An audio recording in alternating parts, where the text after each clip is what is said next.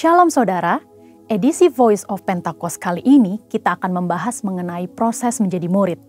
Sebagian besar dari kita pernah mengenyam pendidikan sebagai seorang murid. Siapa sih seorang murid itu?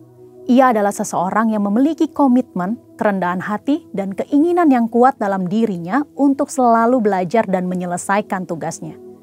Nah, seorang murid membutuhkan guru yang mampu menuntun dan mengajarnya, sampai murid itu menjadi ahli di bidangnya dan bisa menduplikasi apa yang pernah dibuat oleh sang guru. Tuhan Yesus ialah sang guru agung. Ia memerintahkan murid-muridnya untuk pergi ke segala bangsa, guna memberitakan Injil dan memuridkan orang-orang yang belum diselamatkan.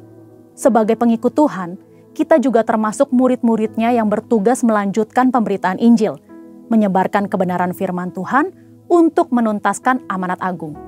Memang tidaklah mudah dalam mengerjakan pemberitaan Injil. Maka dari itu, para murid memerlukan bantuan Roh Kudus untuk dapat menyampaikan pesan dengan hikmat. Roh Kudus akan menolong sehingga hal yang sulit itu dapat dikerjakan dengan baik. Sebelum mengutus para murid, Yesus memanggil orang-orang untuk dimuridkan sebagai proses persiapan. Mereka diberi pengajaran untuk dapat mengenal Tuhan dan kerajaan-Nya. Ada 3 hal yang perlu dilakukan untuk memastikan bahwa murid-murid siap melakukan tugas penting ini. Langkah pertama ialah mau menerima panggilan dan mengikuti Yesus. Siapa sajakah yang dapat menerima panggilan untuk mengikuti Yesus? Yaitu orang-orang yang berasal dari berbagai latar belakang berbeda, dipanggil untuk menjadi pengikut Tuhan Yesus, diperlengkapi dengan firman, dan diberi kuasa untuk melakukan tugas penyelamatan.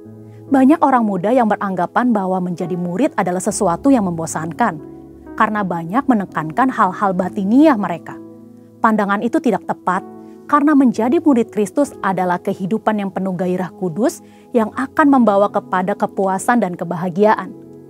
Yohanes 8 ayat 34 berkata, "Sesungguhnya orang yang berbuat dosa ialah hamba dosa." Dosa mengikat manusia dan membuat orang melakukan hal-hal buruk dan salah berulang-ulang sampai menjadi kebiasaan berdosa. Sebagai murid yang menerima panggilan, kita perlu memiliki kebiasaan baru yang menyenangkan hati sang guru. Untuk mengubah kebiasaan lama menjadi baru, diperlukan proses yang disebut pemuritan.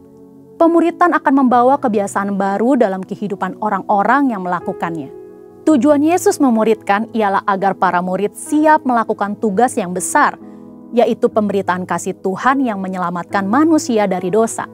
Salah satu aspek penting yang perlu dimiliki oleh seorang murid adalah memperbesar kapasitas manusia rohnya. Yang kedua ialah murid bersedia untuk diajar.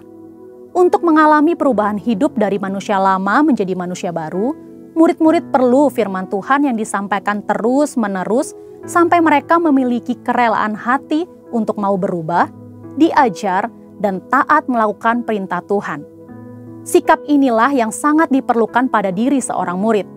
Karena tanpa hati yang mau diajar, orang akan terus-menerus mengalami pergumulan dalam batinnya ketika menerima firman. Kita belajar dari Simon Petrus. Ia adalah seorang nelayan. Tuhan Yesus berkata bahwa Simon Petrus akan dijadikan penjala manusia. Seorang nelayan menjadi seorang rasul, ini merupakan suatu lompatan yang sangat besar. Apa yang menjadikan Petrus bisa mengalami perubahan sebesar itu?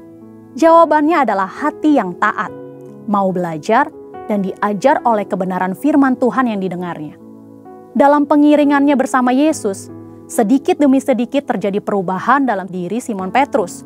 Firman Tuhan berkuasa mengubah hidup manusia dengan catatan, orang tersebut membuka hatinya untuk mau diajar dan taat. Hal ketiga yang perlu dilakukan oleh seorang murid ialah bergantung sepenuhnya kepada Roh Kudus. Ini adalah aspek paling penting yang Tuhan Yesus ajarkan kepada murid-murid.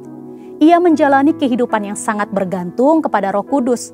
Ia memerlukan pelatihan dan praktek dalam kehidupan sehari-hari. Dalam Kisah Para Rasul 1 ayat 8 berkata, "Tetapi kamu akan menerima kuasa kalau Roh Kudus turun ke atas kamu, dan kamu akan menjadi saksiku di Yerusalem dan di seluruh Yudea dan Samaria dan sampai ke ujung bumi."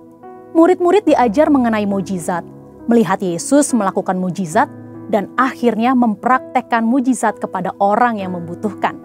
Inilah teladan yang Tuhan ajarkan untuk generasi saat ini. Dengan perkembangan informasi yang mudah diakses, generasi saat ini lebih suka melihat dan mencari figur-figur yang dapat mereka ikuti sesuai dengan keinginan mereka sendiri, yang belum tentu sesuai dengan kebenaran firman Allah. Seringkali hal ini mengakibatkan murid dengan mudah meninggalkan pemimpinnya. Hal ini merupakan salah satu wujud perubahan pada generasi ini. Itulah mengapa kita sebagai murid Kristus perlu memiliki keteguhan hati untuk mau dimuridkan dan mengerjakan proses pemuritan itu sendiri. Perlu tuntunan Roh Kudus untuk kita memilih pemimpin atau figur teladan yang sesuai dengan karakter Yesus. Dan untuk para mentor, tetap semangat dan terus membangun diri agar melahirkan murid-murid yang siap menyelesaikan amanat agung. Untuk penjelasan lebih lengkap dari tim teologi kami, silahkan klik link yang ada di atas atau scan QR Code yang tersedia. Tuhan Yesus memberkati.